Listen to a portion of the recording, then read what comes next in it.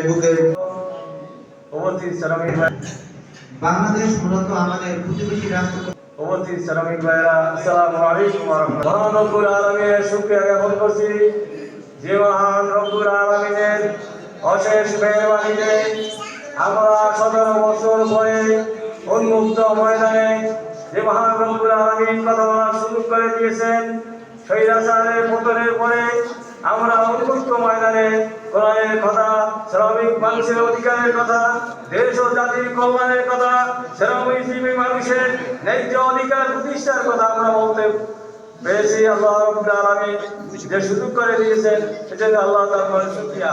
কলেমার কথা, কোরআনের কথা, কোরআনের তাফসীর করার মতো সুযোগ আমরা পাইছি না। শুধু আজকের এই সম্মেলনের প্রধান অতিথি অ্যাডভোকেট জহিরুদ্দিন ইয়ামিনী ভাই ও আর উপস্থিত আছেন বাংলাদেশ শ্রমিক কল্যাণ ফেডারেশনের উপদেষ্টা বানারীপাড়া থানা হাফেজ আব্দুল রব সাহেব। আর উপস্থিত আছেন আমার শ্রমিক ভাইরা। আসসালামু আলাইকুম ওয়া রাহমাতুল্লাহি ওয়া বারাকাতুহু।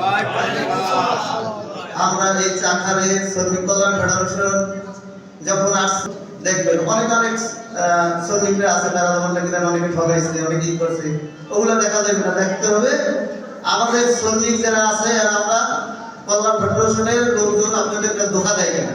যদি ধোকা দেয় তারা করবেন না, আর যদি ধোকা না দেয় তো অবশ্যই আপনারা আসবেন, দেখবেন, আমাদের কথাগুলো শুনবেন, দেখবেন যে ইনশাআল্লাহ আল্লাহর রহমতে আপনারা সবাই ভালো দিকে যাবেন।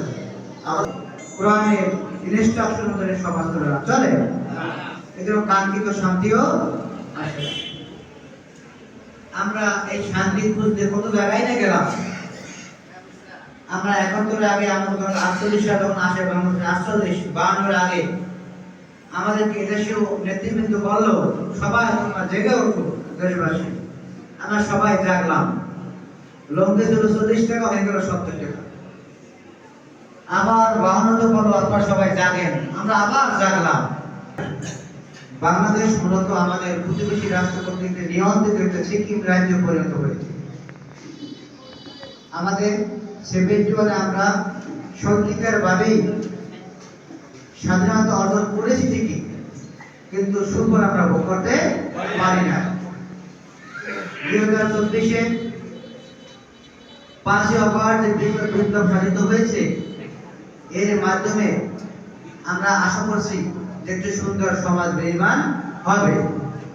কিন্তু যে রাষ্ট্র ছিল সেই রাষ্ট্রের কথা শুনি কি দায়িত্ব পালন করবেন আরিফ হোসেন মোস্তফা।